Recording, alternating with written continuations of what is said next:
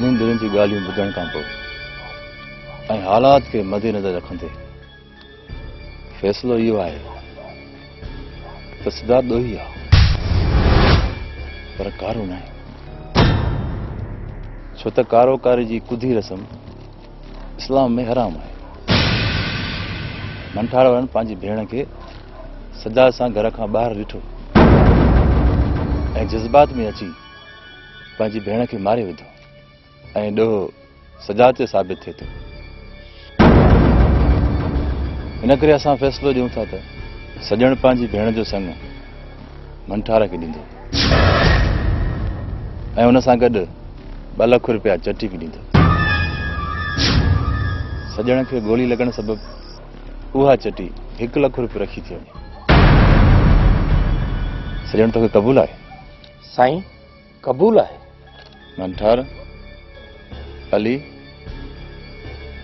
आशिक़, बाबा तव्हांखे बि फ़ैसिलो क़बूल आहे? साईं मालिक,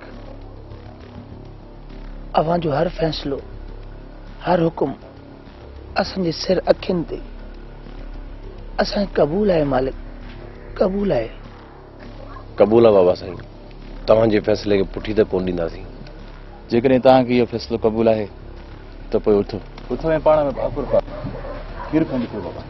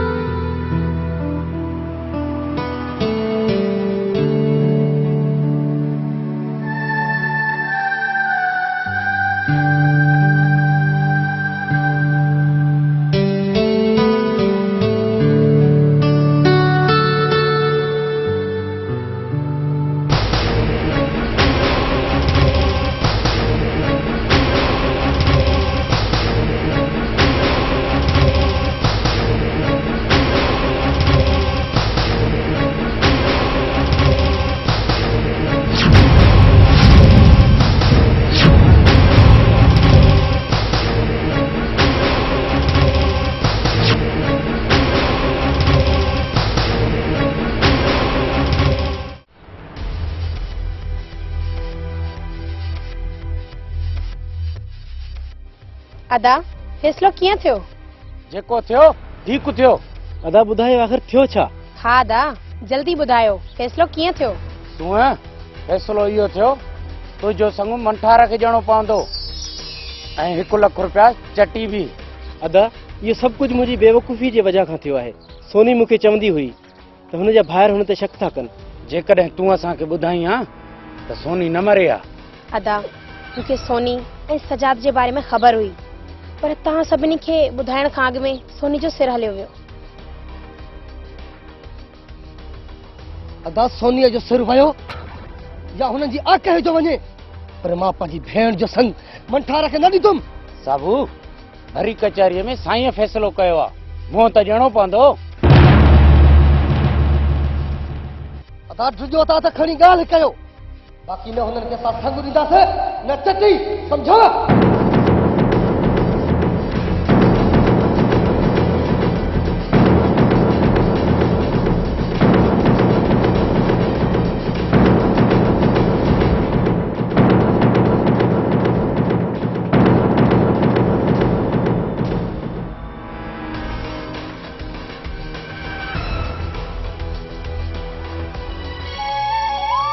अदा सोनीअ जो सिर वियो या हुननि जी आकह जो वञे पर मां पंहिंजी भेण जो संग मंठार खे न ॾींदुमि।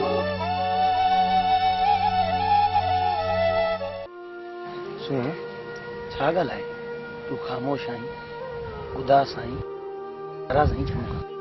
न न अहिड़ी काई बि ॻाल्हि न आहे। त पोइ अॼु मुंहिंजो सुहिणो उदास छो आहे? मंठार अदा साबिर थो चवंदो अते त हू तोखे मारे छॾींदो ऐं मुंहिंजो रिश्तो तोखे कंहिं बि हालत में कोन ॾींदो। बस इन ॻाल्हि ते परेशान आहे। मंठार तूं नथो ॼाणी अदा साबिर जेको चवंदो आहे न उहो ई करे ॾेखारींदो आहे। हू तोखे मारे छॾींदो। हू अणॼाण आहे असांजी मोहबत खां। हू अणॼाण असांखे छा मारे? असीं हिकु जान ॿ जिस्म आहियूं। मां तुंहिंजी मोहबत लाइ जान बि क़ुर्बान करे थो सघां पर तोखां जुदा नथो रही सघां। मूंखे तुंहिंजी जान प्यारी आहे, इन जे लाइ अॼु खां वठी करे तूं मूंसां न मिलंदो कर। मूंखे हासिल करण जा पंहिंजे दिलि मां ख़्वाब कढी छॾ। सुन, भली अज़ाब ॾे, काई सज़ा बि ॾे, पर परे न कर मूंखे।